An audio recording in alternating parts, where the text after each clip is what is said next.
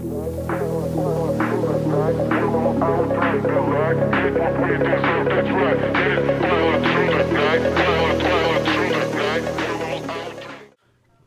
mga ka-airdrop?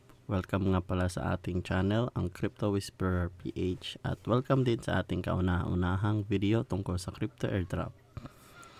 So guys, di na ako magpapaligoy-ligoy pa. Gusto ko lang i-share sa inyo ang ating ginagawin ngayon na Deepin project, which is ang Grass.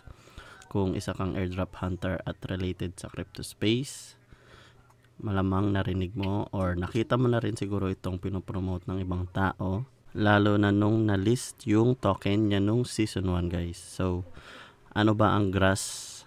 So tanungin natin si ChatGPT guys, at ito ang sagot niya guys. So ang Grass guys ay sabi dito, Grass Foundation is a platform aimed at allowing users to earn rewards by sharing their unused internet bandwidth. Through a decentralized infrastructure, users can set up Grass nodes on their device. So ayan guys, contribute bandwidth to the network, which is then utilized for data processing tasks in AI and other internet-driven applications. So, and then blah blah blah, ayan pa. So ayan guys, basahin nyo na lang guys. So ayun guys, no, napakaganda niya. Actually, siya ang isa sa mga naunang Deepin project tungkol sa paggamit ng mga unused bandwidth natin na pwede nating gawing, so ayun nga, convert natin para maging profitable siya para sa atin. So i-check natin ngayon yung price ni Grass token guys. So ayun guys, no, tong base kay CoinGecko, ang current price niya ay $1.40 ang isang token. Actually, kailan lang ba siya nagsimula? Noong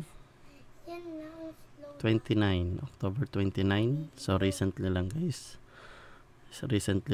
Starting price niya is $0.9. So malaki na ang kanyang naging improvement. So nag-peak pa siya ng $1.86 noong November 2.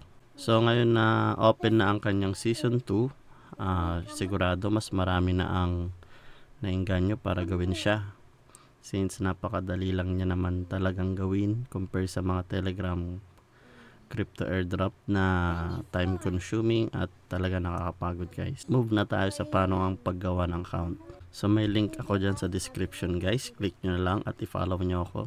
Fill out nyo lang yung mga kailangan dyan guys, like email, username, password, tapos click nyo lang itong dalawa, then verify nyo lang na di kayo robot. So after nyan guys, register. So oo nga pala guys, naka PC ako ngayon, so pwede rin ito sa mobile, gamit lang kayo ng Kiwi or Mises browser. So after nyo makapag-register guys, pag login nyo, ito ang bubungad sa inyo. So punta tayo ng dito guys sa may reward. Punta tayo ng reward. So una nyo munang gagawin dyan guys is i-verify yung inyong email address. Then after ma-verify is connect nyo yung inyong wallet. Kailangan nyo mag-connect ng wallet dyan guys. So sa akin, ginamit ko ay Phantom Wallet. Yan. So pagka-connect ng Phantom Wallet, magkakaroon lang ng authentication yan. And then after nun, magbe-verify ulit kayo sa inyong mga email para sa pag-connect ng wallet. So ayan guys, kung nagawa nyo na, pwede natin siyang i-check sa wallet. Try natin i-check. Punta tayo sa settings, tapos connected apps. So ayan guys, na-connect na natin siya. So ito guys, dalawa yan guys, dalawang extension yan. So explain ko rin yan sa ating next video. So next is, punta tayo sa store. So since naka PC ako guys, ang gamit ko ay itong Grass desktop node. So if naka PC ka, kiklik mo to, and then yan, dito tayo mapupunta guys. So after nya, makita nyo itong download, Windows. So pwede pa siya sa ibang OS. So ayun guys, kita nyo ng mga ibang OS dyan, Mac OS, Intel, Silicon, Linux. So sa akin guys, naka Windows tayo. So Windows, click lang natin siya. and then pagka-download, so ira-run nyo lang, then install. So after nun guys, pagka-install, login nyo lang yung inyong account, then ito nang makikita nyo guys, magiging ganito na ang kanyang itsura dyan.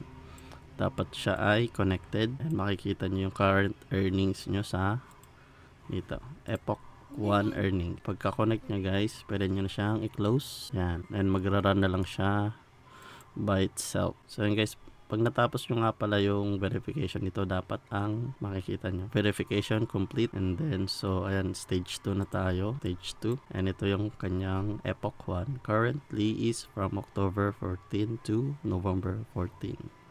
So ito yung aking current earning guys, wala pa akong ano dyan, referral. So ayun lang guys, pagka install nyo, no, makikita nyo na siya dito, yung desktop, yung device type, Grass desktop node is connected, and times 2 ang kanyang earnings. So siya ang pinakamaganda guys, kasi sa desktop, times 2 ang points.